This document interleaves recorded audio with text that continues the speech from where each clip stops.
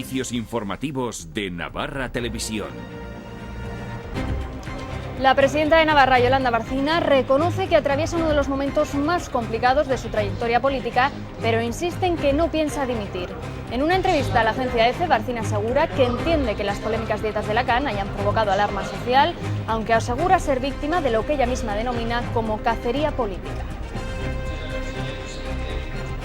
Hola, ¿qué tal? Muy buenas tardes. Yolanda Barcina tiene mañana una cita decisiva en el Consejo Político de UPN, cuya presidencia le disputa Alberto Catalán, el presidente del Parlamento Foral.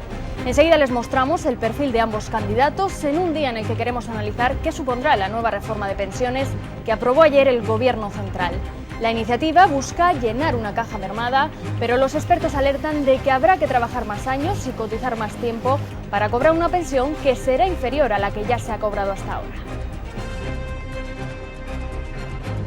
Si queremos mantener este sistema de reparto, tenemos que optar por que los que estén trabajando hagan un esfuerzo un poco mayor por aportar una cotización a la seguridad social más elevada y, sobre todo, aquellos que nos jubilemos cuando nos toca jubilar, pues tendremos que repartir la cantidad que nos quede de la mejor manera posible.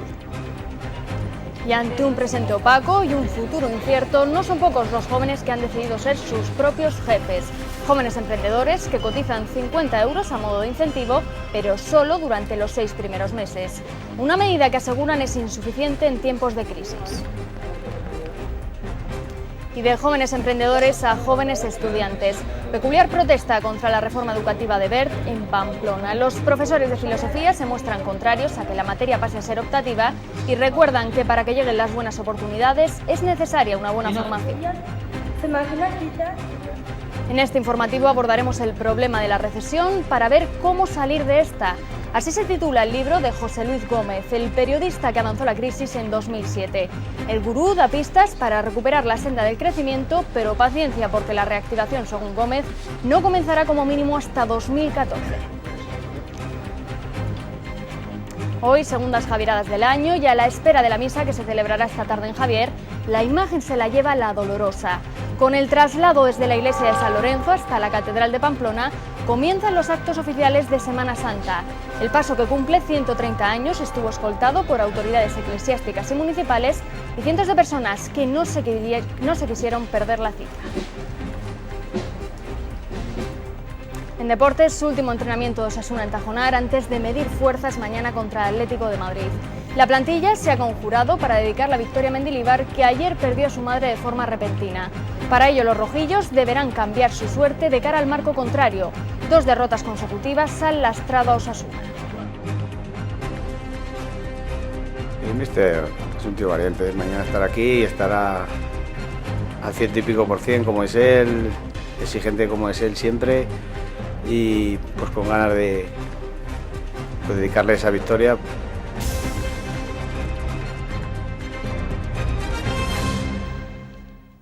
La presidenta de Navarra, Yolanda Barcina, reconoce que atraviesa uno de los momentos más complicados de su trayectoria política, pero insiste en que no piensa dimitir. En una entrevista a la agencia EFE, Barcina entiende que las polémicas dietas de Caja Navarra hayan provocado una alarma social especial, aunque a su juicio la enorme polémica que se ha generado con las dietas es una cacería política contra ella. Máxime dice, cuando a los 4 meses de ser presidenta fue ella quien acabó con este sistema. Barcina se juega mañana parte de su liderazgo político en el Congreso de UPN, cuya presidencia le disputa Alberto Catalán, presidente del Parlamento Foral, de quien dice que le diferencia su forma de trabajar. El Congreso de UPN llega dividido entre los seguidores de Yolanda Barcina y los de Alberto Catalán. Presidenta y vicepresidente se disputan el poder en el partido después de los intentos de acuerdo que no han fructificado. Al ser un congreso en el que todos los afiliados tienen derecho a voto, las candidaturas no saben exactamente la fuerza real con la que cuenta cada uno. Yolanda Barcina ha cumplido 4 años al frente de UPN. Sus decisiones estratégicas más relevantes para el partido han sido 3. El pacto de gobierno con el PSN para asegurarse la mayoría absoluta, un acuerdo electoral con el PP que no supuso arañar más diputados de los que ya tenían en el Congreso y, por último, la ruptura con los socialistas que dejó al Ejecutivo en soledad. Con un gobierno con menos capacidad de maniobra y presupuestos prorrogados, empieza a surgir con fuerza desde hace 5 meses la posibilidad de que Alberto Catalán encabece una candidatura alternativa. La idea inicial va cobrando fuerza antes incluso de que el vicepresidente confirme nada. Por ejemplo, en el comité político del mes de diciembre. No vamos a caer en la tentación de confundir el debate y la discusión amplia y libre que caracteriza nuestro partido y que por ello apostamos siempre, con esos individualismos de corto alcance. Los dos cargos más importantes del partido comienzan unas negociaciones con tiras y aflojas. La apuesta de Catalán más importante es que sea el vicepresidente el que acumule el poder del partido cuando la presidencia ocupe también el sillón del Palacio de Navarra. Las posturas se enquistan, pero en un momento dado parece que puede llegar a buen puerto. Es un acuerdo complicado que tendremos que seguir limando asperezas. Dos referentes de esta formación política son Yolanda Barcina y Alberto Catalán. Pero la cuerda se tensa tanto que acaba por romperse. Catalán opta a dar el paso al frente y anuncia su candidatura. Acusa a Barcina de no cumplir con lo pactado. Es una cuestión de cumplir lo que se pacta. Y sobre todo cuando lo que se pacta está ratificado y hay incluso hasta testigos. En las semanas previas a la celebración del Congreso se ha elevado el tono por parte de ambas candidaturas, intentando ganar a un electorado compuesto por 2.750 afiliados con derecho a voto. Al último Congreso acudieron la mitad de ellos. En este se espera una mayor concurrencia. Quedan menos de 24 horas para ese Congreso, enfrente dos candidatos que se juegan el liderazgo del partido.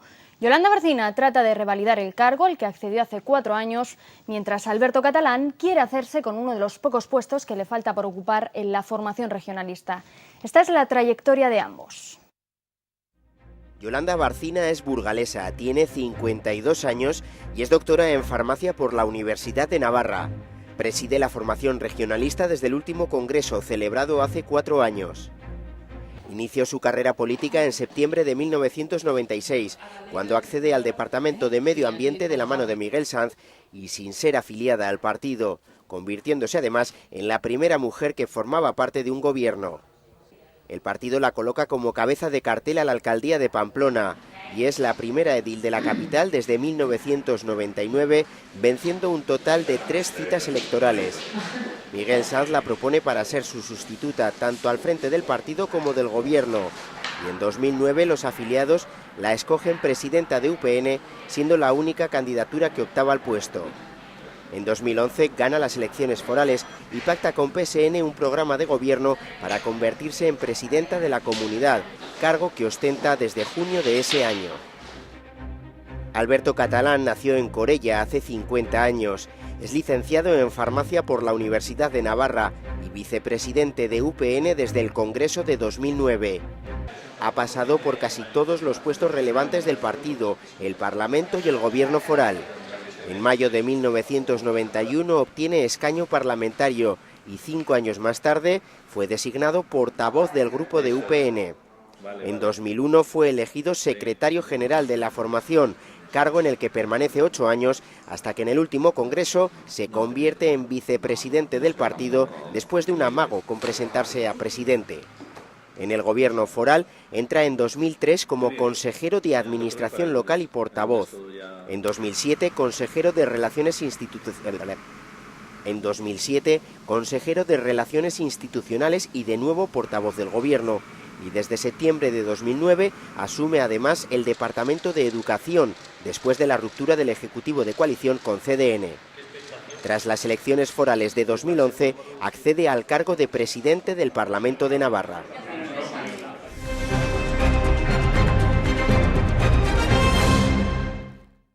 El vicesecretario de Organización del Partido Popular, Carlos Floriano, ha defendido esta mañana el nuevo sistema de pensiones propuesto por el Gobierno central, que supone una reforma sustancial en el actual sistema de pensiones español. Para Floriano, la reforma era necesaria y garantista. El Gobierno cumple, dice la verdad y hace reformas para afrontar los problemas, para garantizar el que las pensiones sean una realidad siempre, se puedan seguir revalorizando siempre y se termine con la discriminación por razones de edad en el empleo. Unas declaraciones que ya han recibido respuesta por parte del exministro de Trabajo y actual diputado del PSOE, Valeriano Gómez, quien ha criticado el fondo y la forma del nuevo decreto ley aprobado por el Gobierno. Valeriano recuerda que los populares se opusieron a la reforma de Zapatero. y hoy, 2 años después, lleva a cabo una reforma en un aspecto esencial, no periférico, de nuestro sistema de pensiones, y lo hace sin acuerdo político, sin acuerdo social y por decreto ley. Son 35 decretos leyes los que se han aprobado en los últimos 14 meses. Esto no es propio de un gobierno democrático, no es propio. La modificación del sistema de pensiones propuesta por el Ejecutivo Central propone endurecer las condiciones de acceso a la jubilación anticipada y crear la figura del pensionista activo. Esta figura permitirá compatibilizar el salario con la pensión. Retrasar la edad de jubilación anticipada o exigir una carrera mínima de 35 años de cotización para acceder a ella es una medida que pretende desincentivar que las personas opten por acogerse a esta figura. Una situación en la que hay problemas presupuestarios para cuadrar los números de la Seguridad Social, cuanta menos gente esté jubilada, pues menor será la presión que tengamos sobre esta restricción presupuestaria. La reforma permitirá además compaginar trabajo y pensión renunciando a un porcentaje de la prestación por jubilación. Esto va en la misma línea. La idea es que se gaste menos dinero en pensiones y una forma también de hacerlo es incentivar que la gente, aunque esté en edad de jubilarse, siga trabajando, ¿no? Y pueda compaginar el ingreso laboral de su trabajo con una parte correspondiente de la pensión, que sería el 50%. La otra parte pues se la ahorraría el Estado. El envejecimiento de la población y la esperanza de vida son dos factores que actúan en contra de la sostenibilidad del sistema. Entre el año 1960 y el año 1975 el número de nacimientos en España fue muy elevado y eso hace que esta generación sea la más numerosa de la historia. Entonces, cuando esta generación nos empecemos a jubilar, que será a partir del 2020-2025, vamos a tener una presión presupuestaria muy grande sobre la generación que está trabajando o que esté trabajando porque nos tienen que financiar esa jubilación. El sistema público de pensiones se basa en un modelo de reparto. Dicen los expertos que los gobiernos deben garantizar su mantenimiento y que en el contexto actual estas medidas deben ir acompañadas de políticas de crecimiento económico para que no se rompa el equilibrio. Vamos a hacer todo lo posible. Y entre las políticas de crecimiento económico está la de incentivar a los jóvenes emprendedores que decidan montar su negocio. Los jóvenes autónomos hasta los 35 años solo pagarán 50 euros, eso sí, durante los 6 primeros meses. Una medida insuficiente para los que deciden trabajar por cuenta propia. Algo empieza a moverse entre los jóvenes. Espoleados por la crisis, muchos ven que la única forma de salir adelante es creando su propia empresa. Una consultoría de selección. Una empresa dedicada a vender plantas de interior online. Carmen se ha animado a intentarlo porque no le supone ningún coste. Ahora, además, solo tendrá que pagar 50 euros en cuotas durante los 6 primeros meses. Las cuotas de autónomos suelen ser bastante más altas, así que me parece bastante bien. Otra de las medidas permite cobrar todo el paro de golpe. Jesús no tiene esa opción porque hasta ahora no ha tenido contratos, pero esto no le desanima en su proyecto. Personas jóvenes, pues empecemos a crear nuestras empresas, que podamos dar trabajo incluso pues a gente que se encuentra en situación de desempleo. Con la mitad de los jóvenes en paro, ya casi nadie descarta convertirse en emprendedor. Como estamos, lo mejor es que montarse algo propio. Aunque algunos reclaman más ayudas. Las medidas son insuficientes. El Gobierno invertirá 3.500 millones de euros para combatir el paro juvenil. En materia económica, el paro juvenil preocupa, pero a pesar de las altas tasas de desempleo, España ha adoptado severas medidas de austeridad. El periodista José Luis Gómez propone producir más y mejor como solución al paro y a los bajos ingresos públicos. Y lo hace en su publicación ¿Cómo salir de esta? ¿Cómo salir de esta? Esa es la pregunta que todos nos hacemos y a la que el periodista José Luis Gómez trata de dar respuesta en estas páginas. Para cualquier tipo de persona con inquietudes sobre estos temas, pero que pueda comprender, digamos, la complejidad de la macroeconomía de manera lo más fácil posible.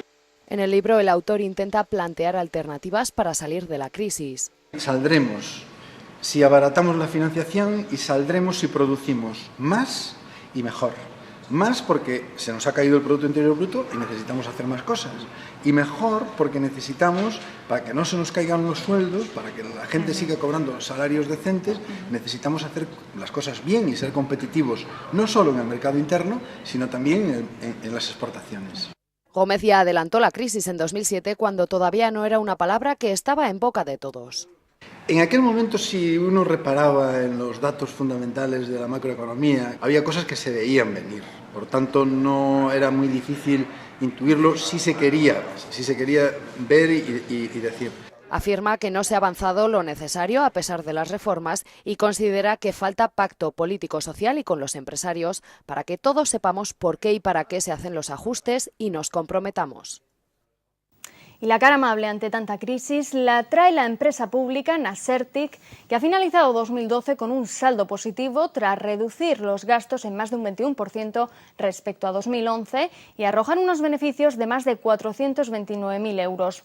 2012 ha sido un año de asentamiento, consolidación y adaptación continua a la situación del sector público de la comunidad foral. Y cambiamos de asunto para hablar de filosofía. ¿Quién teme a la filosofía? Precisamente ese es el lema escogido para el acto en defensa de la materia. Y es que la nueva reforma educativa que elabora el Ministerio de Educación y Cultura plantea la eliminación de 2 de las 3 asignaturas relacionadas con la materia que se imparte en secundaria. En numerosas ciudades españolas, entre ellas Pamplona, se han convocado lecturas públicas para llamar la atención sobre el retroceso que sufrirá la filosofía en la educación básica si este borrador sale adelante.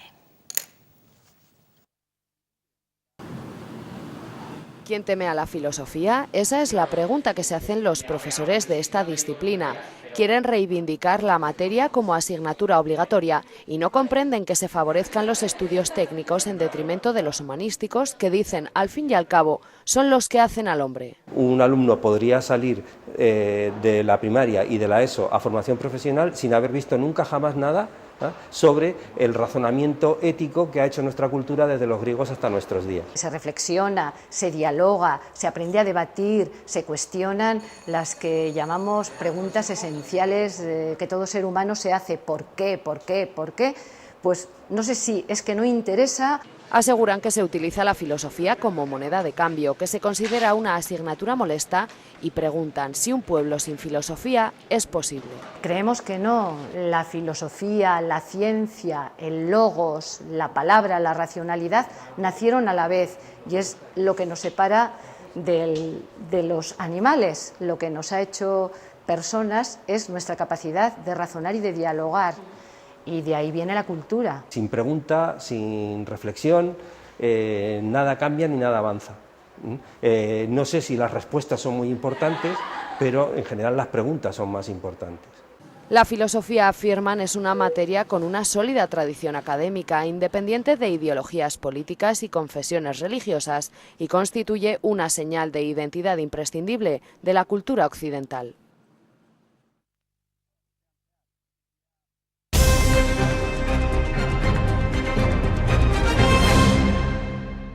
Hoy se celebra la segunda Javierada de este año. En la explanada del Castillo de Javier se espera esta tarde una afluencia masiva de fieles ante varios factores, como son la mejora del tiempo, la elección de un nuevo papa jesuita y la presencia del cardenal y presidente de la Conferencia Episcopal Española, Antonio María Rouco Varela, que será el encargado de presidir la misa. Una Eucaristía que podrán seguir en directo esta tarde a partir de las 5 en Navarra Televisión. En nuestra segunda edición de noticias, todos los detalles de lo que ha dado de sí esta misa. Y los actos oficiales de la Semana Santa en Pamplona comenzaron ayer por la noche con el traslado del Paso de la Dolorosa desde la iglesia de San Lorenzo hasta la catedral. Así se paseó ayer la imagen de la Virgen por las calles del casco antiguo de la capital navarra. El paso, que cumple 130 años, estuvo escoltado por el cortejo de músicos de la Hermandad de la Pasión, el Arzobispo, el Cabildo de San Lorenzo, las Hermanas de la Soledad y la Corporación Municipal. La pamplonesa puso la banda sonora a la procesión a la que asistieron cientos de personas que un año más demostraron su devoción a la Virgen.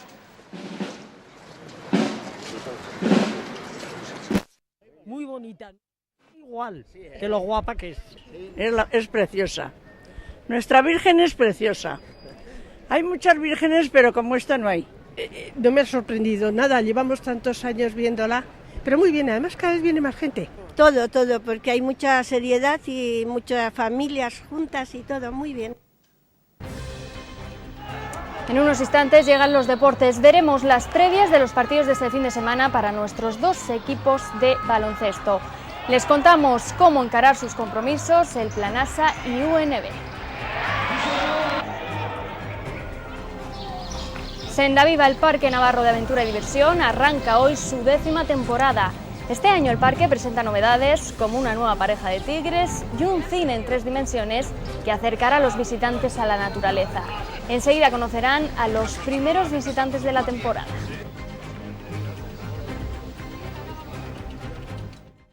Estamos llegando al final de esta emocionante etapa, pelotón agrupado y atención que se produce un demarraje de un ciclista del equipo Caja Rural. Va a ganar, victoria para el equipo Caja Rural. Caja Rural de Navarra patrocina los deportes.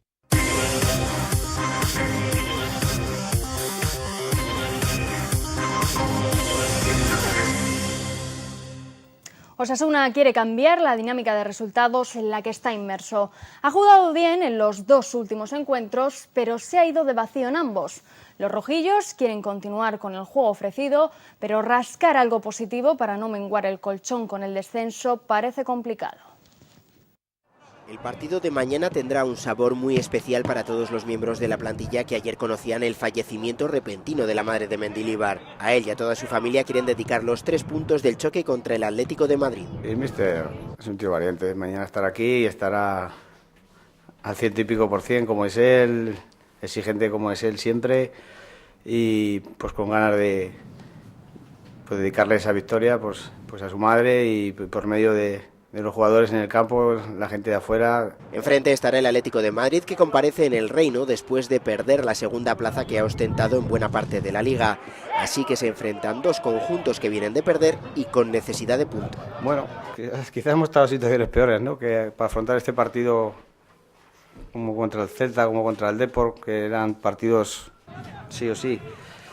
Bueno, se ha sacado un colchón de puntos que para estar en la zona baja 3-4 puntos es una situación muy buena, eso no hay que negarlo. El Reino verá a uno de los mejores delanteros de la Liga, Falcao, pero del que más se habla ahora es de Diego Costa, por su buen momento de juego y por su forma de desquiciar a las defensas rivales. Si tú caes y cometes una agresión o cometes, pues es peor para ti y para el equipo. Entonces, bueno, quizás en el fútbol profesional pues ya estamos advertidos un poco de todo eso y bueno, yo no tengo por qué achacarle nada a Diego Costa de su juego, ¿no? Evidentemente él hace lo mejor para su equipo. No entran en la convocatoria Rubén, Riesgo, Sola y Raúl por lesión, Silva porque está sancionado y Anán y Manu por decisión del técnico. El partido contra el Atlético se juega a las 7 de la tarde con lleno en las gradas y con el arbitraje de Pérez Montero. Y en baloncesto, UNB Benassa tiene importante cita liguera esta tarde en Arrosadía. Las rosas se miden contra un rival que no se lo piensa poner nada fácil. Llega la hora de la verdad para UNB. Tras la esperada derrota del martes ante el Perfumerías Avenida, las rosas reciben a un rival directo en la lucha por el play-off, el Cádiz Laseu. Un triunfo de las navarras podría dejar prácticamente sellada su histórica primera clasificación para disputar la fase por el título. No es definitivo ni para bien ni para mal, pero sí que nos daría esas 9 victorias que quizás esté ahí el corte de playoff y todavía nos restaría un partido más en casa y otro fuera de rivales directos también. Entonces no va a marcar ni para bien ni para mal la liga, pero sí que nos puede hacer avanzar un paso. En caso de perder no sería ir un paso atrás, pero sí en caso de ganar daríamos un paso importante para la clasificación de playoff. Para ello las de Rubén Lorente deberán mejorar en el rebote defensivo, un aspecto que las condenó en el partido de ida, que ven. Las rosas perdieron por 71-66. Si UNB gana por más de esos 5 puntos de diferencia, las adelantaría en la clasificación, colocándose en la 4ª plaza. A día de hoy es el equipo más en forma de la competición. Está haciendo una segunda vuelta muy interesante. En la primera vuelta quizás fue un poco irregular y perdió algunos partidos que a priori no debería haber perdido, pero en esta segunda vuelta hay un dato: solo ha perdido contra Rivas y Avenida, los demás los ha saldado con victoria, entonces demuestra que es un equipo que viene a Pamplona por todas. Punnina, que fue reservada ante Perfumerías Avenida, sí que jugará este trascendental choque. Tras Cádiz Laseu, tan solo restarán 3 jornadas de liga regular, 2 partidos a domicilio y 1 más en Arrosadía.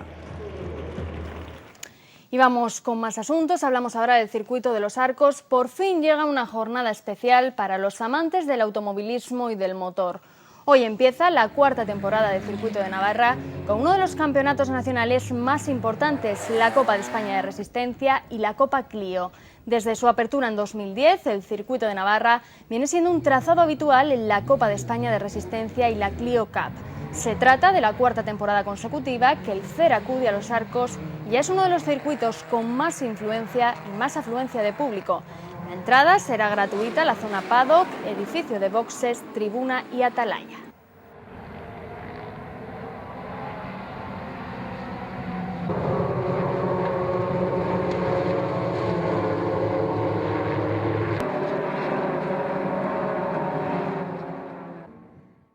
Estamos llegando al final de esta emocionante etapa, pelotón agrupado y atención que se produce un demarraje de un ciclista del equipo Caja Rural.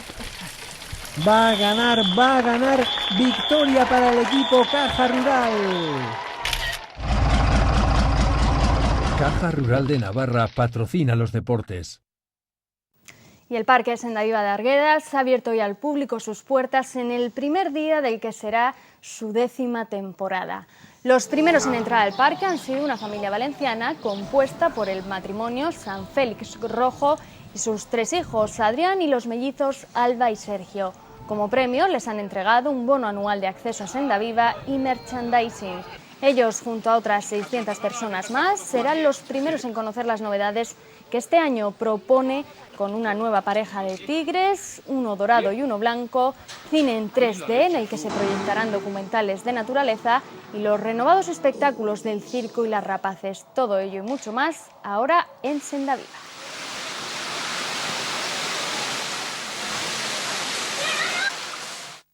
En estos 9 primeros años, ahora 10º, pues hombre, ha pasado ya más de 1.300.000 personas, que es un dato muy potente, sobre todo porque ha ido incrementándose exponencialmente en los últimos años. Poco a poco vamos incorporando gente de fuera de nuestra zona de influencia.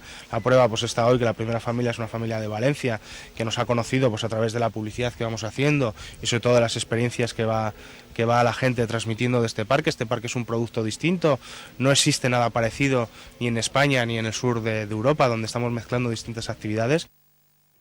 Hasta aquí la primera edición de Noticias, pero recuerden que la próxima cita con la información la tienen esta tarde a partir de las 8:30 en esta casa en Navarra Televisión. Sean felices y disfruten de la tarde. Adiós.